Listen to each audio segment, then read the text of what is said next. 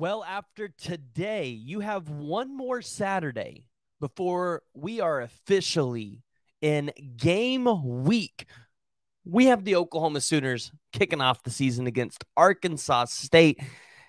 And it's finally here. Football season is finally here. Next week, you're going to get week 0 in college football. You're going to see high school games across the country kick off outside of some that have already kicked off this week. And football fans are excited and they're starting to get out of their seats. But here's the deal. As we head into football season, the Oklahoma Sooners now have multiple decisions looming on the recruiting trail that are going to pretty much give a key indication of where this program is going to go over the next couple of years.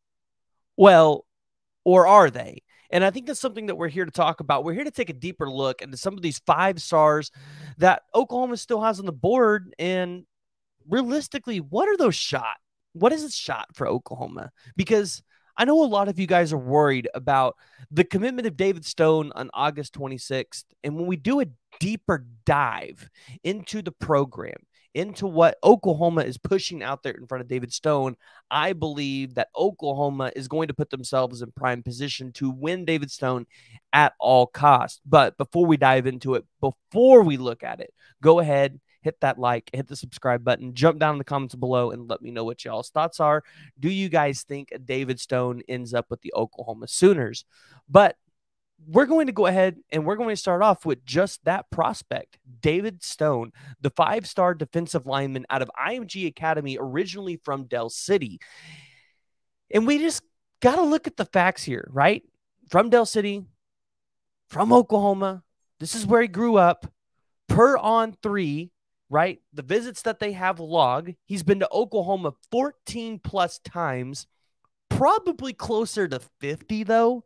So you would imagine this guy is very familiar with the Oklahoma football program. And then you just look at the facts that David Stone has came out and said multiple times that he loves Oklahoma, going as far to tell On 3, which I'm going to go ahead and pull this up for you guys so you can see exactly what I am reading here. Oh, that's the Miami one that I was going to show y'all. All right. As far as pure ball, I feel like OU would probably be the place for me, especially with Coach Venables, Coach Bates, which, by the way, can we talk about how good of a recruiter Todd Bates really is? Because so many people don't want to give him the credit for the relationships that he's able to build. And let's be honest, before Todd Bates, Oklahoma was not in the recruitment for all of these 5-star defensive linemen.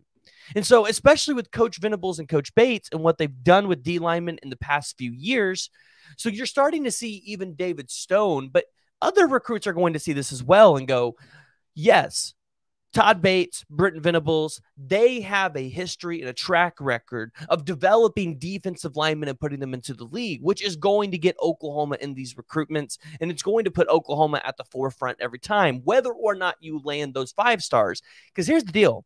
Even the greatest coach of all time, yes, we're going to call him the greatest coach of all time, Nick Saban, doesn't get every 5-star defensive lineman that he wants. Hence Peter Woods in last cycle, who Alabama really, really wanted, but ultimately he ended up with the Clemson Tigers. But I'll tell you this, for those of you that want to run off Coach Bates is from the Alabama Crimson Tide. That's his alma mater. And so you fire him, Nick Saban's going to be right there to pick him up. And imagine what Coach Bates could do with the Alabama Crimson Tide. But that's a conversation for another day. So, story here is David Stone loves Oklahoma. You've seen it in the interview that he had with On 3. But other facts that we have. Mom wants to have him see the world and not be in Oklahoma. For whatever those reasons are, it's none of our business. But David Stone has said publicly that his mom doesn't want him at OU. He doesn't want him in Oklahoma. Now, could that be because maybe mom wants to move? Mom wants to move to maybe Miami and get on the beach? I have no idea. Again, it's not my business, but we know the facts. He says mom doesn't want him here at Oklahoma. So that's going to be something that you will always be fighting in this recruitment.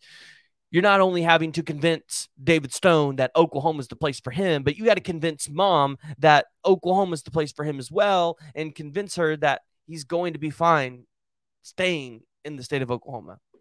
And then lastly, the NIL deals will be larger and last longer at the University of Oklahoma. Being a kid that's from Oklahoma could help you come in, completely retool, restructure this defense, restructure the defensive line, and be the anchor there for this class, but also future classes. Imagine what those NIL deals could be for him. I mean, look at all of the car dealerships. Probably one of the ones that I think is the best well-named for NIL deals. It's Boomer and Sooner Kia. Yes, owned by the same person. You have Boomer Kia in Norman. Or no, it's Boomer Kia in, I believe it's Oklahoma City, and Sooner Kia in Norman. Either way, you guys get the gist. The NIL deals and the NIL possibilities in the state of Oklahoma will be there. People in the state of Oklahoma continue to support these athletes well beyond their careers. They support their businesses. And, well, if it's got their name attached to it, they're going to buy the product. And so you look at what David Stone could potentially bring to Oklahoma. As I've said before many, many times, he is a must-land prospect. Because if you can't land David Stone in this class, what does that do? What are the ramifications in your 2025 and your 2026 class? Because other recruits are going to see, wait, that 5-star defensive lineman who was from your state, a top 10 player in the country, didn't want to go to your school. Why would I want to go there? They're going to ask those questions. And so it's extremely important that Oklahoma goes all in on David Stone, whatever the money is, which we know they're going to play that game, whatever the bag looks like. Whatever David Stone wants, you have to land him. And if he's your only 5-star that you get in this class, but you get Nigel Smith, Danny Okoye, maybe Azina Yumio Azulu, you already have Jaden Jackson, you have Wyatt Gilmore, you feel extremely good about where this defensive line class is already. But transitioning into the next 5-star defensive lineman that's currently not committed, that Oklahoma is in the running for, that's going to be the 5-star defensive lineman, Dominick McKinley, out of Lafayette, Louisiana. And so many people have told you that this is a Louisiana kid. LSU's the front runner. But so far, it looks like it's an OU-Texas battle, that LSU's kind of distant. LSU didn't even get an official visit. Now, he's been on campus for LSU. Obviously, the kid growing up in Louisiana knows what the LSU program has to provide, but he's not, it doesn't look like from the outside looking in that he's too interested in LSU. Could it be because the LSU defensive line coach is just up in the air? It's not stable over there. I have no idea. But I look at Oklahoma's chances for the 6'4" or the 6'5", 280-pound defensive lineman out of Louisiana and say, well, this is an Oklahoma-Texas battle. And although you see the crystal balls flowing in for Texas, I could 100% see Oklahoma, where they've been winning with the Soul Mission, making another push with that Soul Mission and explaining how, hey, yes, Texas has one of the best engineering programs, but Oklahoma's engineering program isn't that bad. And at the end of the day, you're still going to have the University of Oklahoma on your degree, and it's still going to get you places. It'll probably get you in just as many places as the University of Texas degree. Let's just be honest. A degree is a degree. It shows that you spent the time and put in the effort. Yeah, I mean, somebody might have a little bit better teachers. They might have a little bit more funding in their programs. But at the end of the day, Dominick McKinley's focusing on football. He's focusing on getting to the NFL. And yes, I know the NFL is not forever. But if he plays his cards right, he can make just enough money to be able to live off the NFL forever. And then he can go do whatever he wants. If he still wants to pursue his passion in engineering, well, he can go get a job after that.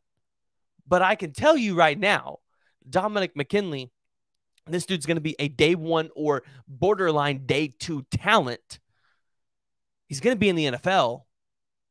And if he takes care of himself, he could be in the NFL for quite a while.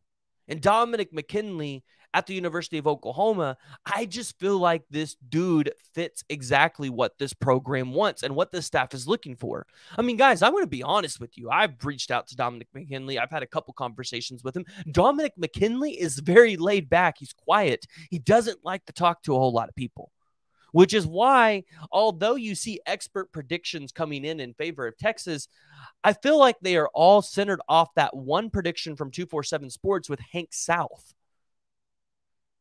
In reality, I don't really feel like a whole lot of people have super great intel in terms of where Dominick McKinley's going. If you ask me right now, although I think Texas is trending in the direction for Dominick McKinley, I still think this is probably going to be a coin flip between the two programs. Because, again, as I said with David Stone, Todd Bates is great at building relationships. And if Todd Bates can push, again, the emphasis of the sole mission, which it seems like Dominick McKinley and his family has loved, and push the idea that this engineering degree at Oklahoma is just as good as the one at Texas, then maybe Oklahoma still lands Dominick McKinley. But I'm not here to give your hopes up. Obviously, with all of the predictions in favor of Texas, this is where you expect the recruitment to land. But I'm telling you, 50-50 coin flip. So don't give your hopes up, but don't be shocked if the Sooners land Dominick McKinley. And as we've talked about before, you have your other four-star defensive linemen across this class that Oklahoma so desperately needs to land. If you just get these guys, then you're feeling really good about where Oklahoma is sitting on defensive line recruiting. I mean, you already have Jaden Jackson, who I believe is going to be a really good nose tackle for the University of Oklahoma. Really good nose tackle. And then you've got the four-star edge rusher, Wyatt Gilmore. Yes, was he three-star, now has jumped into four-star territory. Bet you guys didn't see that in the latest 247 rankings update. Because, well, he was a three-star when he committed, and y'all were calling us three-star U. But the kid's going to continue to rise, especially as the senior season goes along, and you get a little bit more tape and film on Wyatt Gilmore. You got Zina Umeozulu, who, yeah, you know, you probably look at Texas and say that's where it's going to land because his brother's there. He's familiar with it there. You even heard rumors that he silently committed there. But I'm not worried about it, guys. If Oklahoma wants Zina Umeozulu, they're going to go out there and get him. And then you've got another in-state prospect in Danny Okoye, which, by the way, per 247 Sports rankings, Wyatt Gilmore is ranked higher by 2 more spots than Danny Okoye. But you go out there and get Danny Okoye, a guy who's just electric on the field off that line of scrimmage. That's, whew. By the way, you'd keep an in-state prospect at the University of Oklahoma from Tulsa, by the way. You have a chance to get Devon Jordan from Union and Danny Okoye from Noah Homeschool, but they're both from the city of Tulsa, which is an area that Oklahoma's, I would say, had problems recruiting in. Some of those prospects go somewhere else. And so you look at it and go, if Oklahoma lands Nigel Smith, Jaden Jackson, Danny Okoye, Wyatt Gilmore, and let's throw one more surprise prospect in there. Who could that surprise prospect be? Well, let's take out the name Zina Umeozulu, because I know a lot of you guys are probably going to say it's going to be Texas, although I'm not as high on Texas as some of y'all are. Maybe we take a look at the kid from Stanford, Benedict, I believe it's pronounced Umi, out of Avon, Connecticut. By the way, a top 200 player in this class. Maybe Oklahoma revisits the Zadavian Sims. I know we've talked about it, but maybe they revisit Zadavian Sims, kick that tire around and see if he's still interested. Or maybe you look at some of these other guys like a Kavion Henderson, a guy who at the beginning of the class, you talked about, hey, Oklahoma could potentially try to land him. They're going to start kicking the tires around, especially if they land these, especially if they don't hit on these 5 stars. That's always certainly a possibility. And then you transition into 2025, and Oklahoma is going to put themselves in just as good of a position because you landed 5-star PJ Adebayor. You could potentially get a 5-star in CJ Nixon if he decides he wants to play football, Or you could go out there and get you a top 100 player at the edge position in Jaden Woods from Shawnee, Kansas. Number 90 overall right now in the current 247 composite rankings. You got Alexander Schildknight, Gus Cordavo, which, by the way, I don't expect us to see a commitment from Gus Cordavo until probably later in the year. It's not going to happen in September.